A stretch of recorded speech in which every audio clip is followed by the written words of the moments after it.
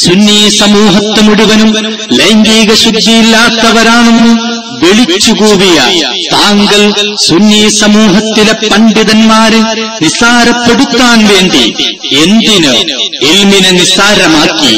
നിങ്ങൾ കേൾക്കൂ ഖാസിമിയുടെ പ്രഭാഷണത്തിൽ നിന്നോ. ലൈംഗിക അശുദ്ധിയില്ല ഉള്ള ഒരു സമൂഹം ഞാൻ പറയുന്നില്ല, സാമ്പത്തിക അശുദ്ധിയുള്ള ഒരു സമൂഹം, ഇതെല്ലാവർക്കും പാഠമാണ്. എന്തിനാണ് ഇൽമ നിലനിൽക്കുന്നത്? ഇൽമ അത്ര വലിയൊരു സംഗതിയൊന്നും ആരും പറയണ്ട. ഇൽമ അത്ര വലിയ കാര്യമൊന്നുമല്ല. ഇൽമ അത്ര വലിയൊരു കാര്യമായിട്ട് എനിക്ക് തോന്നിയിട്ടില്ല. പക്ഷേ കാന്തപുരത്തിന് വലുത് ഇൽമാണ്.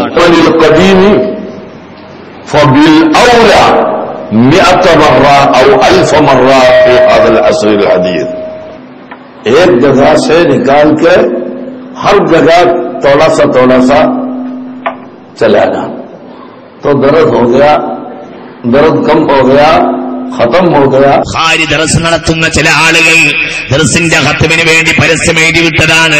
ഇത് സ്വർഗത്തിലും ശൈഖുന ദർസ് നടത്തുന്നു.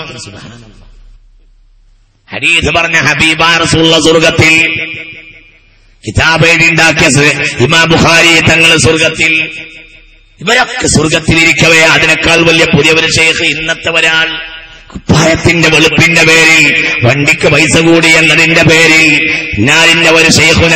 അതെ ഖാസിമി, താങ്കൾ പറഞ്ഞത് ഒന്നുകൂടെ ജനം കേൾക്കട്ടെ. ഇൽമത്ര വലിയൊരു സംഗതിയൊന്നും ആരും പറയണ്ട. ഇൽമത്ര വലിയ കാര്യമൊന്നുമല്ല.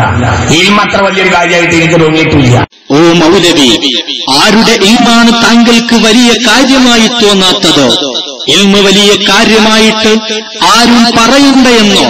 താങ്കൾ പറഞ്ഞതിനെ ന്യായീകരിക്കാൻ താങ്കളുടെ സ്തുതിപാഠകൻ ശ്രമിച്ചില്ലേ? കേരള ജനത പറയട്ടെ, താങ്കൾ ഇൽമിനെ നിസ്സാരമാക്കിയിട്ടുണ്ടോ ഇല്ലേ എന്നോ? സുന്നി സമൂഹത്തെയും സുന്നി പണ്ഡിത നേതൃത്വത്തെയും ലൈംഗിക ശുദ്ധിയില്ലാത്ത സമൂഹമാണെന്നും ഇൽമിനെ നിസ്സാരമാക്കി പ്രഭാഷണം ചെയ്യുകയും ചെയ്ത താങ്കൾ അതിനുശേഷമായി പറഞ്ഞ വാചകങ്ങൾ മറന്നുപോയോ? എന്ന് പറഞ്ഞാൽ അതിന്റെ മാന ഇയാൾ നായയേക്കാൾ മോശമാണ് എന്നാണ് ഇമാം റാസി തന്റെ തഫ്സീറാണ്. ഇനി മസലുഹു കമസലിൽ കൽബെന്ന പ്രയോഗം ആ പ്രഭാഷണത്തിൽ നടത്താനുള്ള സാഹചര്യം എന്തായിരുന്നുവെന്നും ആരെ ഉദ്ദേശിച്ചാണ് താങ്കൾ ആ പ്രഭാഷണത്തിൽ കൽബ് എന്ന് പ്രയോഗിച്ചതെന്നും താങ്കൾക്കൊന്ന് വിശദീകരിക്കാമോ?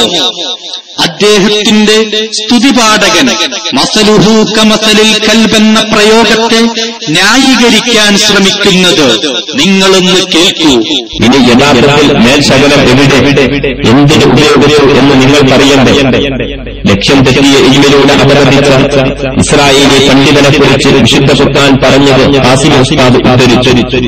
ഇവരത് വ്യാഖ്യാനം ചെയ്ത് കാന്തപുരത്തെ പറ്റി പറഞ്ഞതാണെന്ന് ജനങ്ങളെ തെറ്റിദ്ധരിപ്പിച്ചു. ഇനി മൗലവി തന്നെ ന്യായീകരിക്കാൻ ശ്രമിക്കുന്നതും നിങ്ങൾ കാണുക. ഞാനല്ല പറഞ്ഞത്, ഖുർആനാവുന്നു. അതൊരു വ്യക്തിയെപ്പറ്റി ഞാൻ പറഞ്ഞിട്ടുമില്ല. എന്ന് പറഞ്ഞാൽ അതിന്റെ മാന ഇയാൾ നായയേക്കാൾ മോശമാണ് എന്നാണ്. ആയത്ത് പറഞ്ഞത് ബൽആമിനെ പറ്റിയാ. എന്നാൽ അത് ബൽആമിനെ പറ്റി മാത്രമാണോ? ആരൊക്കെ ബൽആമിയത്ത് കൊണ്ടുവന്നാൽ അവരൊക്കെ അതിൽപ്പെടും. അതിന്റെ മാന ഇയാൾ നായയേക്കാൾ മോശമാണ് എന്നാണ്. അത് ഖുർആനിൽ പറഞ്ഞത് ബൽആമിനെ പറ്റിയാ. ബൽആമിയത്ത് ആര് കൊണ്ടുവന്നാലും ഫമസലുഹു കമസലിൽ കൽബി. ബൽആമിയത്ത് ആര് കൊണ്ടുവന്നാലും ഫമസലുഹു കമസലിൽ കൽബി. ഇനി യഥാർത്ഥത്തിൽ മേൽശകലം എവിടെ, എന്തിന് ഉപയോഗിച്ചു എന്ന് നിങ്ങൾ പറയണ്ടേ? ലക്ഷ്യം തെറ്റിയ ഇൽമിലൂടെ അവതരിച്ച ഇസ്രായേലി പണ്ഡിതനെക്കുറിച്ച് വിശുദ്ധ ഖുർആൻ പറഞ്ഞത് ഖാസിം ഉസ്താദ് ഉദ്ധരിച്ചു. ഇവരത് വ്യാഖ്യാനം ചെയ്ത് കാന്തപുരത്തെ പറ്റി പറഞ്ഞതാണെന്ന് ജനങ്ങളെ തെറ്റിദ്ധരിപ്പിച്ചു. നായേക്കാൾ മോശം എന്ന് പറഞ്ഞു. നായ എന്ന് പറഞ്ഞാൽ നായയെപ്പറ്റി മഹ്മൂദായി പറഞ്ഞിട്ടുണ്ട്. നായ എന്ന് പറഞ്ഞാൽ നായയെപ്പറ്റി മഹ്മൂദായി പറഞ്ഞിട്ടുണ്ട്.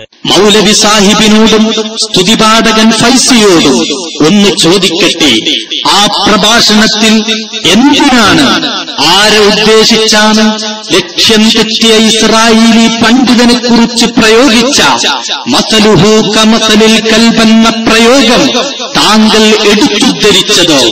ന്യായീകരണം നടത്താൻ ശ്രമിക്കാതെ താങ്കൾക്കൊന്ന് വിശദീകരിക്കാൻ സാധിക്കുമോ?